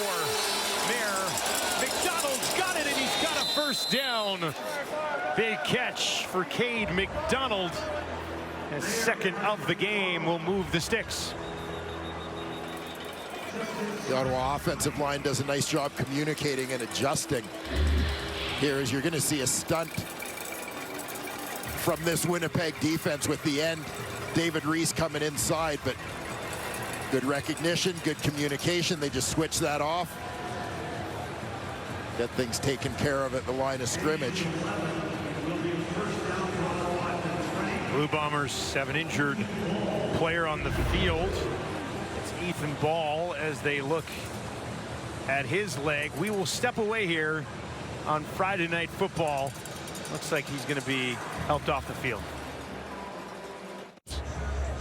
And you'll see Ball in coverage as the play continues on. Quick burst, tries to accelerate across the field. You see right away that leg kind of gives on him. Immediate pain and reaction of frustration from the second-year defensive back of the University of Calgary, getting a chance to play a little more on that defense this season. 1st and 10, and Mayer hit as he throws, had that bounce off the back of an offensive lineman, and it'll be 2nd and 10. You can just feel, in the absence of a real consistent run game, the pressure starting to pick up from the Winnipeg defensive front on Jake Mayer these last couple series. Well, it's not even like they really try to run the ball. Greg Bell's only had 5 carries in this game, just a couple for Adam Boboye, and that's it. Most of it on the arm of Jake Mayer, who's already had 26 pass attempts in this game. Another one surely coming. Looking for Hardy, who tried to one-hand it. Could not get it. Falls incomplete. And on 3rd and 10, Getman will have to kick it away for Ottawa once more. And this has been a little bit of the formula for Ottawa this season. Just falling behind in a game, getting away from the run game, forced into pass situations. It becomes tough to operate for any quarterback. High kick, hangs up there. Babel takes it at the 40. And now Babel with a little bit of room. Tripped up, though, just inside the 45. The crowd got fired up momentarily. But they'll get him. Well, do you think you've got the leg for it? Oh, we'll get to that in a second. Trey Babel. Well, the old Roadrunner cartoons where his legs are just spinning. Yeah. That's what it is. Yeah. Meep, meep. Babel so far this year had that missed field goal return. 129 yards and a touchdown, averaging 15.4 yards per punt return this year. Look, get it to Dembski. And Dembski gets upended just inside the 40. Try to get Dembski a little bit more involved here. It's been a heavy night of Brady Oliveira and Tim White so far. Trying to mix it up, create some other opportunities off the success of Brady Oliveira. Tommy Condell trying to put something together to extend this 8-point cushion. It'll be a 2nd and 5. And they will run it. Brady Oliveira trying to push it ahead. He's going to be driven back. And they'll come up a couple yards short. And Sergio Castillo just quickly out onto the field here. A big defensive stop for Ottawa here, but still an opportunity for Winnipeg to turn this into a 2-possession game.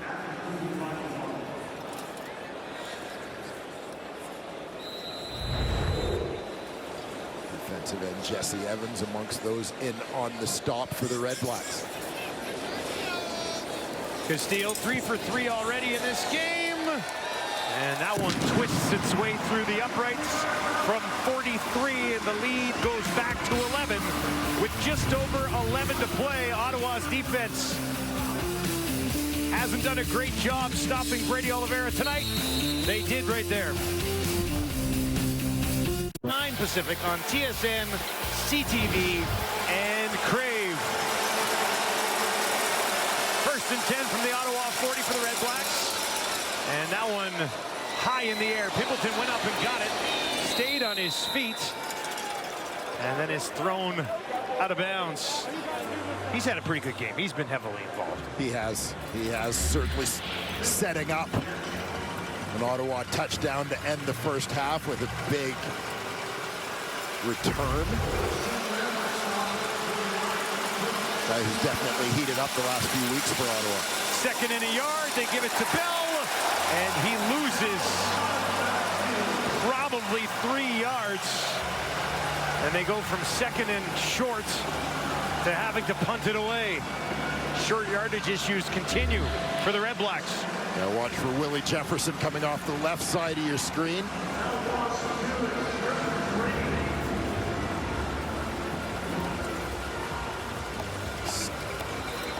Stands up the blocker. Rookie right tackle Zachary Barlev fights underneath to make the play. Getman drops it in just outside the 15. Babel will pick it up. Stays on his feet. And we'll keep him moving out beyond the 30. Well, you think you've got the leg for it? Old Dutch Foods is giving one fan the chance to win $500,000. Now this year's CFL West Final. Visit kicktowincontest.ca to enter. That is kicktowincontest.ca if you'd like to enter to win $500,000.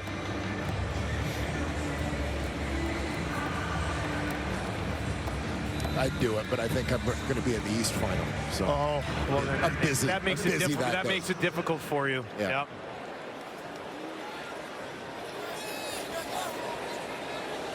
Bombers. This Brady time here to try to seal it away. Kolaris. Far side, wide open. Tim White. Oliveira comes up to help him out. And it's a first down on the 8th catch of the game for Tim White. Yeah, Tim White this time playing the role of safety valve, working from the backfield. He swings out to the right. Zach looks like he's hoping for something to open up downfield with coverage dropping off. Happy to give Tim White an opportunity to pick up some yards after the catch. 85 yards in this game for Tim White. Tim well above 500 on the season.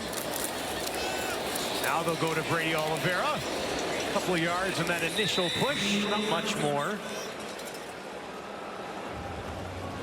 Niles Morgan back in the middle of that defense for Ottawa. Working with C.J. Rivas. And then a combination of A.J. Allen and Lucas Cormier. And you got two very talented guys. A.J. Allen got paid, but Cormier's having a really nice year. Yeah, he is. And, you know, Cormier, another one. I thought there might have been an opportunity for him to step into the starting lineup this year. Both of them are on the field now. Cormier dropped back in coverage. A.J. Allen will now join him. Kolaris looks to his left. He's going to throw to his left. And that one incomplete.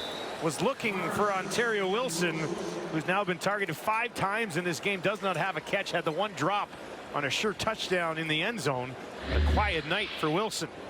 Yeah, King Ambers looked like he was waiting on this one again. Ball traveling a long way. And O'Shea has thrown a challenge flag. This is an interesting one because Ambers was jumping up to try to intercept the ball when Wilson runs into him, right? Yeah, this to me is going to be an interesting interpretation. Winnipeg is challenging for pass interference. We'll review the play.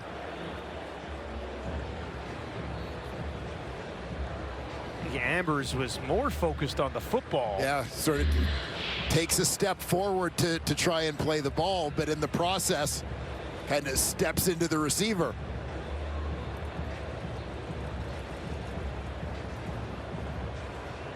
I mean, I feel like you've got to let the defender have his space. Yeah. On that one, that Wilson runs into Ambers more than Ambers impedes Wilson. That's what it looked like to me. Yeah. Ambers had all eyes on the ball and went up to get it, and Wilson, not looking, runs into him. Yeah. Now you could, I mean, I guess you could say the contact is there. Yeah, the contact comes. This seems like it's more Ambers' ball, really. Yeah. Huh. I don't know if I've seen one of these on Friday Night Football this year. This is an interesting one.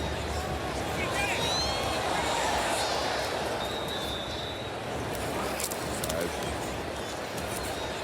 would think that original call, the call from the field, will stand here. Zero intent to interfere on this one, but let's send it down. Find out. After review, the ruling on the field stands. Winnipeg will be charged with a timeout. I think any defensive players watching the broadcast are like, thank goodness. Yes.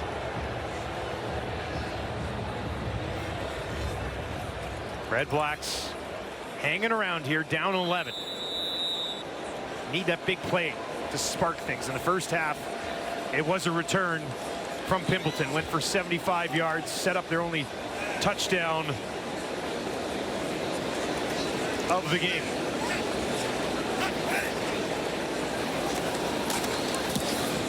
Higher kick this time from Jamison Sheen. Pimpleton inside his own 20. Good burst, tripped up around the 30-yard line. McCallum with the special teams tackle on a wet, cold Friday night, Princess Auto Stadium. On the Elks at 3 Eastern, noon Pacific on TSN, CTV, and Crave. And then the Rough Riders play the Tiger Cats at 7 Eastern, 4 Pacific on TSN. I'm working tomorrow. You working tomorrow? I'm not. I'm going to that game in Edmonton with my family. A rare opportunity to check out the CFL as a fan of the league. Should be a good game too between Edmonton and Toronto. Jake Mayer trying to crank it up a notch here. Has time, dumps it off. Nowhere to go though. Puts it into the hands of Bell, and Wilson's just waiting. Says no problem. Makes the tackle immediately. Ottawa's offense is feeling a little one-dimensional right now, just in terms of relying on the short passing game. There's not many deep shots been taken by Jake Mayer so far in this game. Now he's going to be pressured and taken down.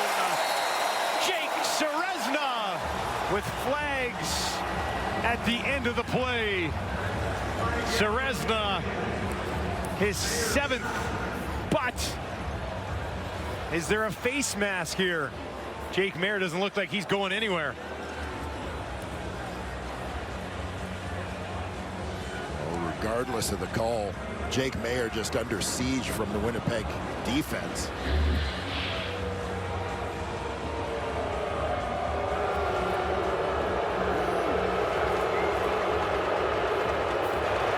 Major foul, roughing the passer. Winnipeg number 93. 15-yard penalty, automatic first down. And it is Michael Fletcher right up the middle. There he is, big 93. Helmet to the face mask. And it's a first down on the penalty for Ottawa. Kind of a tough break for Michael Fletcher there as he's coming in trying to make a play. Jefferson gets through. Mayer has to get it away before he's taken down by Serezna. As Serezna and Willie doing some serious damage there. A dynamic duo. Strikes again. Serezna's in there. Willie beside him.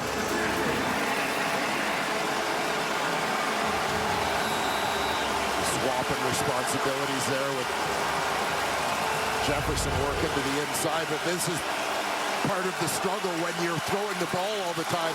It gets hard to try and throw the ball down the field because you need more time, and you're not getting it with these guys coming after you. No threat of a run game. Here's White, that bounces, covered by Smith. And a flag on the far side of the field, and this is against Winnipeg as well, I believe. Pretty good battle there between... Illegal contact, Winnipeg number 1. 10-yard penalty, first down. So away from where the ball was thrown. Dietrich Nichols.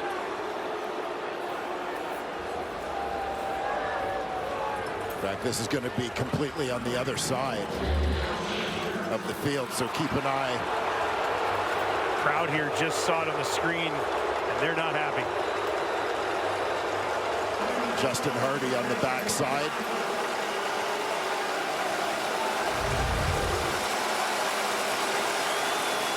Big call. Getting late in this one.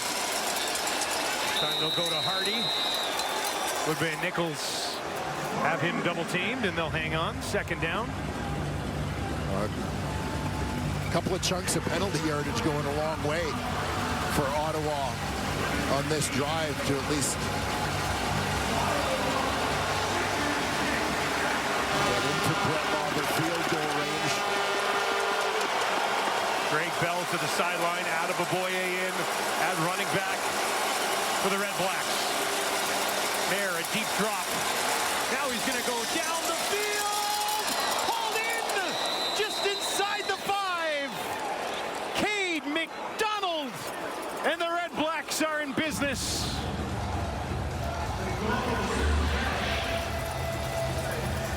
Cade McDonald lines up on the outside here, and he's just going to go.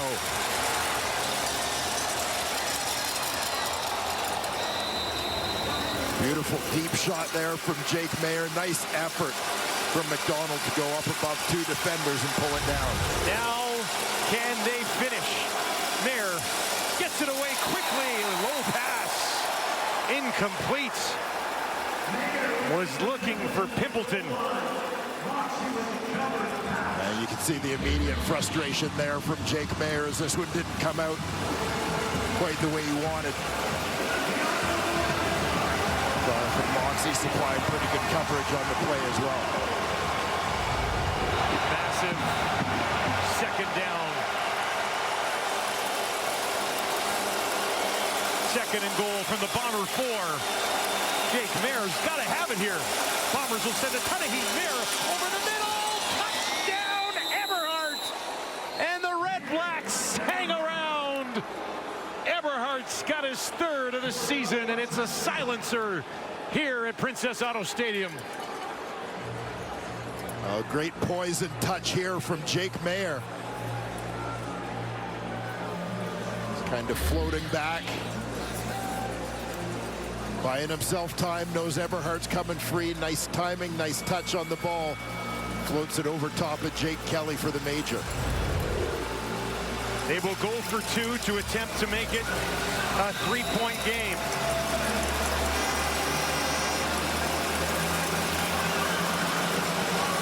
The crowd here in Winnipeg trying to reload. Get behind this defense. 3 options out to the left for Mayer. Looks to the right, throws to the right, corner, lays it up there. Not even close. Incomplete. 5-point game with 3:48 on the clock. Jake Mayer feeling the heat of that Winnipeg rush a little bit again. Letting that one go a little bit earlier than he would have liked. Cade McDonald not able to free himself from Jonathan Moxey, but nonetheless.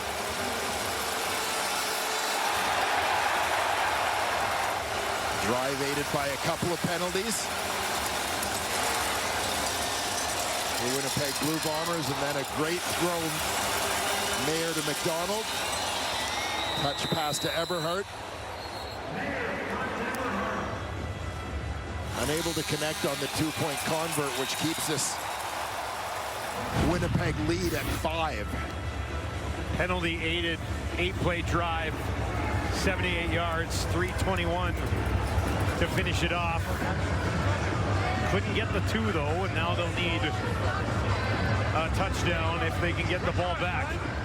With the way Brady Oliveira has been running tonight, and what you've seen from Winnipeg in all the years where they had so much success here at home, does that not seem what the script is going to be on this final drive? Well, it would seem to be plan A in terms of trying to close out the game when you're the Winnipeg Blue Bombers. It seems like Ottawa's been ready for that run on first down here in the second half.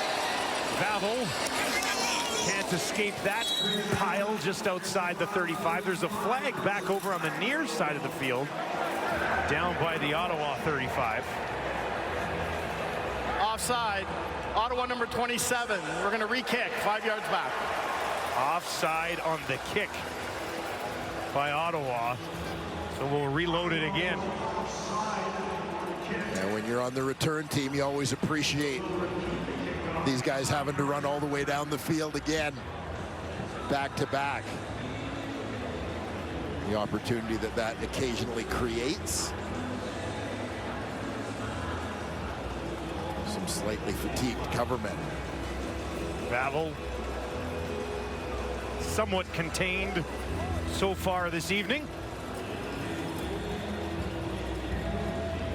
He'll get a few deep breaths and be ready to go once more. Winnipeg so far at home this year, a stunning 1-4. Looking to change that here on Friday Night Football. Jake Mayer, MBT. Tablet time there, Vavel. This time, cleanly at the 15. Back to the 30. Vavel with a little bit of room. Gets past Gitman. And he'll hurdle his way out of bounds, but an excellent return from one of the most dangerous in the league.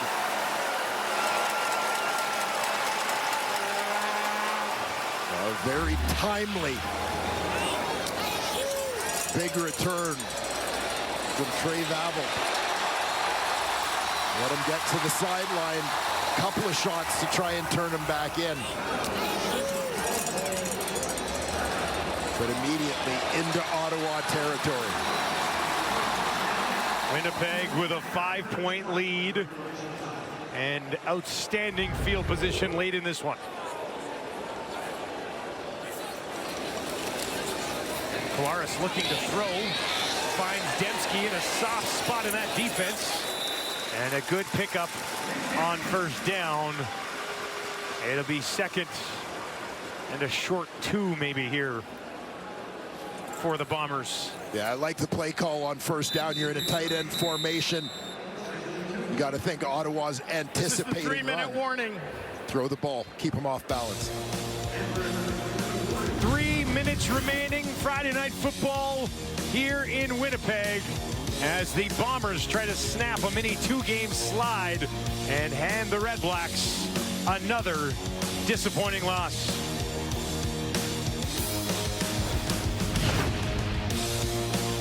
Ryan Dinwiddie looks on. These are games decided in the last 3 minutes this season. Red Blacks 0-4. The Bombers have won 4 of their 6 close ones. Mike O'Shea, all business here in the final 3 minutes as his team looks to improve on that record. Trying to seal this away. Brady Oliveira up the middle. That'll go for about 4 yards. They only needed 2, and that's a first down for the Bombers. Get a look here. The big lineup in the game for the Bombers. Nice block right at the point of attack from Nick Dembski. Coming in to take on the middle linebacker, Niles Morgan. Fresh set of downs as the clock ticks. Bombers 3-1 against the East so far this season. Now Kolaris looking to seal it away. Finds Dembski. There's a flag. Doesn't matter. He's got it down to the 2 as Kolaris drops it in a bucket for Nick Dembski. Dembski does a nice job fighting off the contact of the defender. Ottawa number 16. That penalty is declined. The result of the play is a first down. And there you see Deontay Ruffin trying to hold off Nick Dembski, but Dembski fights through. You see him kind of duck the shoulder, cut in front, and just go get that one. And again, aggressive, creative first down play call against a defense that's probably cheating towards the run a little bit. Tommy Kundell mixing it up. Bryce Perkins into the game, short yardage. A touchdown to likely seal this thing away. Got it! Touchdown, Bombers! Perkins has his second. That should do it.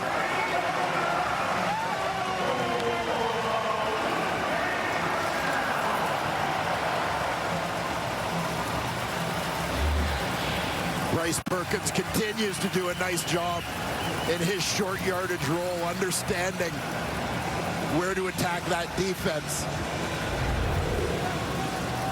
Get the job done. Every time the ball is in his hands, it's a pivotal situation.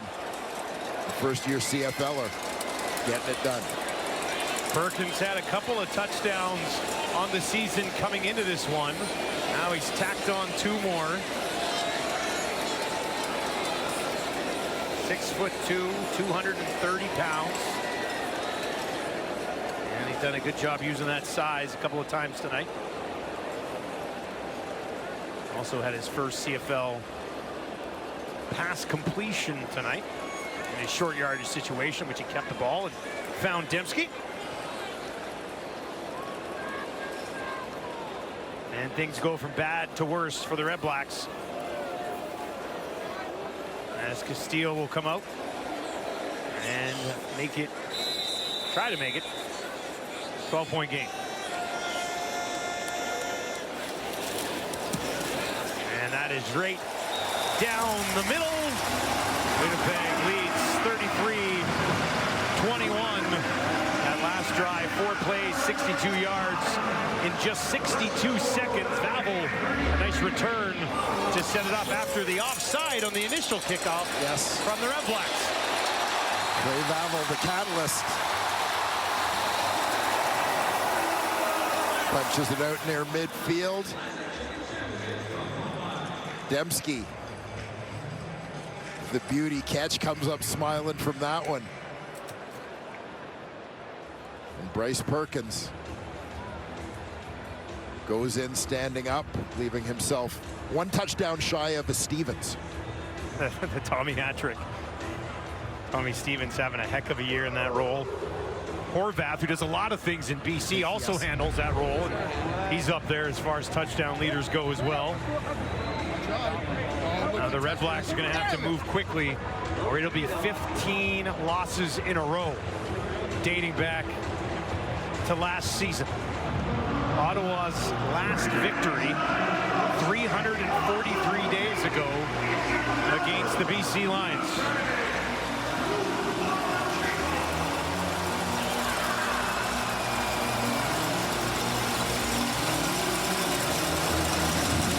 Castillo boots it into the Winnipeg Knights. Pickleton takes it just inside the 20. Can he find anything? Takes it back just short of the 35. Jake Mayer comes back out here. He's 23 of 35. Struggled more in the second half than he has in the first half. Trying to make it 4 games in a row with 300 yards. He's sitting at 244. We've seen Winnipeg dial up the pressure a little bit. You got to imagine that Jake Mayer's going to try to push the ball down the field. Going to need that protection to hold. We'll see what Jake Serezna and Willie Jefferson have dialed up on the other side. Mayer steps up in the pocket on the run to his right, and he finds Keelan White up near midfield.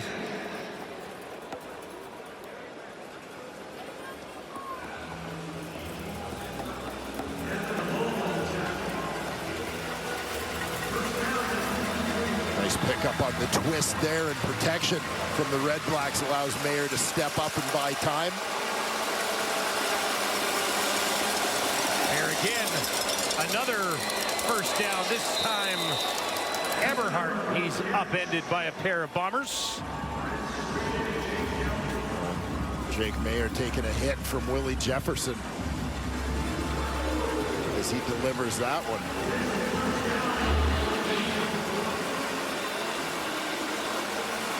Great get off on the play from Big Willie.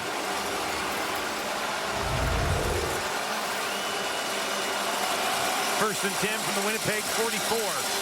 We said they had to move quickly, and they are. Now it's Pickleton to the 30, down to the 20 before he's forced out of bounds on the far side of the field by Woodbay. Nice execution here. Protection picks it up. Great timing route on the crosser. Put the ball in the hands of your fastest player. Working across the field. 4th game in a row that Jake Mayer has thrown for 300. Now he'll dump it off to Bell. Reached down and one-handed it, and it's incomplete. Yeah, Yeah, Mayer just trying to float that in there to his back. But defender coming forward, working downhill. Able to get in and make the play. The previous play is under the review by the replay center. So we're good, Al? Replay center wanted to take another quick look at this one. The ruling on the field is confirmed. It's an incomplete pass. Ottawa trailing by a dozen. A couple of two-point converts that they missed. They hit those, Dwayne. And all of a sudden, still just a one-possession game. That was the desire a couple times, going for two to try and get it within a field goal. Mayer zips it in there. White has it. Tackled by Jalen Smith, who got the start tonight for the Bombers. Placed Michael Griffin, and it'll be 3rd and 4. Well, Jalen Smith from Hamilton, Ontario. Second-round pick for the Bombers a year ago, playing a lot of snaps defensively this season after excelling on special teams last year. Bombers defense trying to seal this away. That's a nice catch. As that ball was thrown low, pretty much where it had to be thrown, and Keelan White went and got it. Yeah, you see White, the inside receiver on this play, just get the first down yardage, post up, look for the ball, nice body control to keep that one off the ground. Phenomenal catch. Timeout, Ottawa. And now Ottawa has called a timeout. Great catch by Keelan White. Let's give you another look at this one.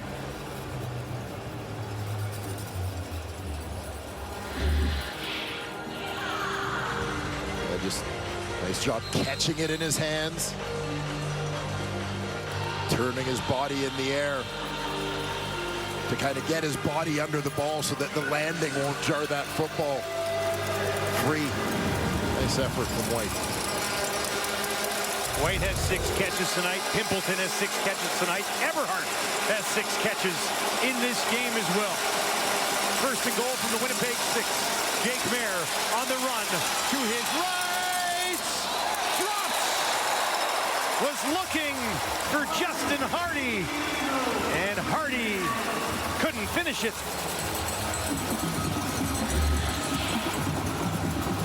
We'll see Mayer on the scramble here. Just trying to stay alive. Michael Fletcher in hot pursuit.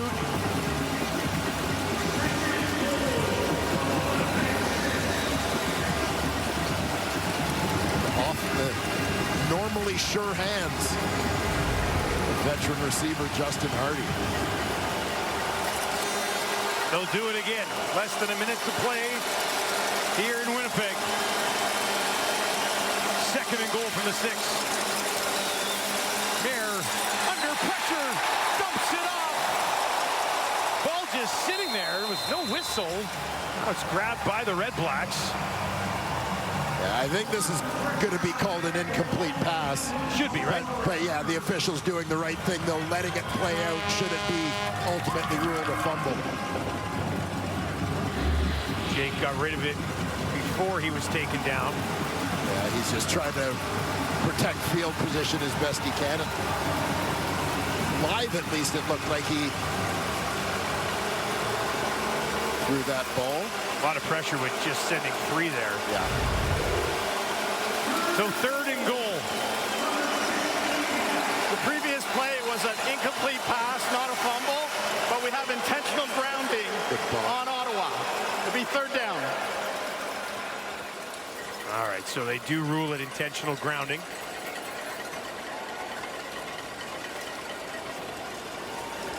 No one in the vicinity of Mayer other than his offensive lineman as he threw that one.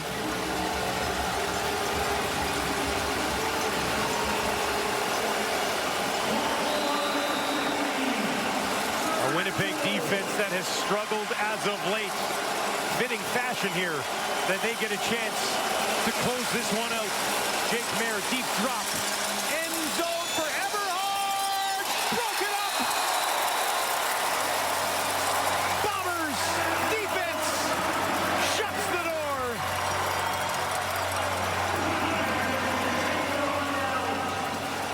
just not meant to be for the Ottawa REDBLACKS here in Winnipeg. Started early as an easy completion, turns into an interception.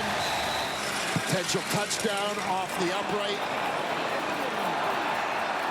Deep ball, big play. Giovanni Robinson goes down, and here a ball off the hands of Justin Hardy in the end zone. Last gasp, Mayer looking to the end zone to Eberhardt. Just couldn't connect. Evan Holm there to seal away the victory for the Bombers. And it will be victory formation for Winnipeg. And they snap a 2-game slide. They go to 2-4 at home. And here's where things are at in the West right now, getting very interesting. Big win here for Winnipeg tonight to stay 2 points up of both BC and Calgary, two teams that recently beat them. Yeah, a much-needed win for the Winnipeg Blue Bombers, a team that for the last number of years has been fairly dominant here at home, but struggling at Princess Auto Stadium in 2026. Here's a look at the East as Ottawa goes to 0-9. Hamilton and Toronto well behind Montreal, but lots to fight for the Argos and Ticats. No question, those two teams with some meetings ahead. You know, Ottawa has both those teams ahead of them a couple of times each in the second half of this season. So depending what happens, you know, Ottawa with a shot to help themselves, but just not tonight. Zach Collaros returns to the lineup. Winnipeg returns to the win column. And questions for Ottawa here, 40, continuing to move forward. Well, yeah, the struggles with the run game continue to be an issue as it puts them in a situation of being one-dimensional offensively. And obviously, when that situation is trying to throw the football, that just plays right into the defense's hands, and particularly when you've got pass rushers like the Winnipeg Blue Bombers do. Up next for Ottawa, it does not get any easier. In fact, it gets as hard as it possibly can as they go to Montreal to take on the Alouettes. Winnipeg with a big game next Friday night in Edmonton against the Elks, as things are very interesting in the West right now.